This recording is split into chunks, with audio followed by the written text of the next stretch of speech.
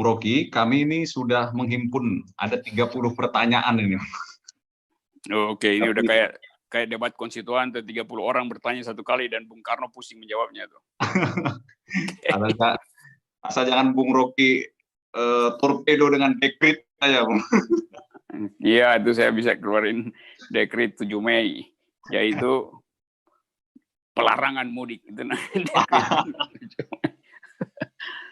Oke, yes. Ini Bung, ini saya pilihkan beberapa pertanyaan yang menarik. Oke, Bu Hari, ya. Tentang ini, Bung, yang baru-baru ini ada WNI yang ABK bekerja di Cina itu dan dibuang. Nah, itu bagaimana? ABK di Cina yang dibuang ke laut itu, Bung. ABK. Oh iya, itu berita hari ini. Nah, berita hari ini. Itu berarti apakah negara sudah gagal melindungi warga negaranya atau bagaimana? Saya belum tahu persis ya keadaan itu karena beritanya simpang siur. Tetapi normal kalau bangsa ini bereaksi awalnya call tinggi. Ya udah biasa aja kan bahwa bangsa bereaksi tinggi terhadap warga negara yang dianggap diperlakukan tidak manusiawi itu.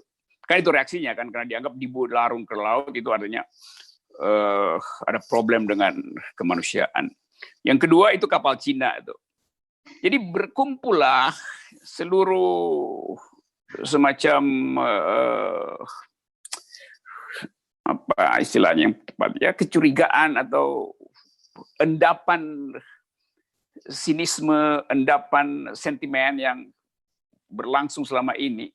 Dan tiba-tiba ada kejadian itu. Jadi kejadian itu memanifestasikan psikologi bangsa yang sedang merasa bahwa ini bangsa kok nggak berdaulat lagi ya.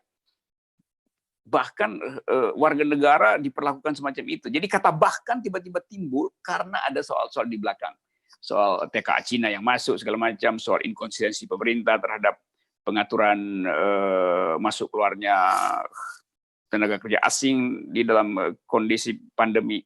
Jadi semua itu masuk di dalam psikologi publik, malah jadi viral di pembicaraan.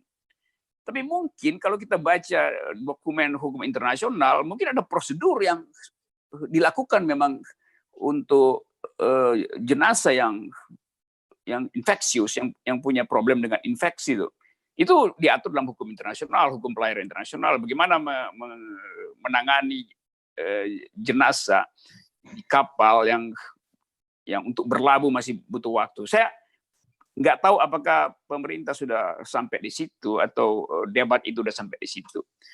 Tetapi poin yang Anda tanyakan tadi, apa negara? Tentu negara mesti bertahan untuk mempersoalkan kenapa ada warga negara yang mati di kapal itu. Apakah fasilitas kesehatan tidak memadai? Apakah emergency tidak diatur di situ bahwa orang yang meninggal di kapal bisa diangkut oleh helikopter?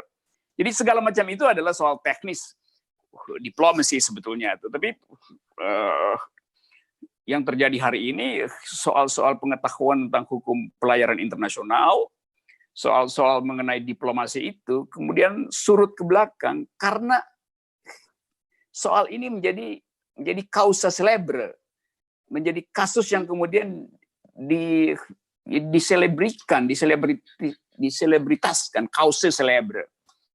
Jadi sekali lagi, kita mau pisahkan antara sentimen yang sekarang sedang tumbuh sangat kuat akibat dari inkonsistensi pemerintah dengan kasus yang terjadi di Lautan Pasifik. Saya bedakan itu untuk sementara sebelum keterangan kepolisian atau keterangan diplomasi diucapkan oleh pemerintah. Oke, Bu Hari. Oke. Terima kasih, Bung Rocky. Ini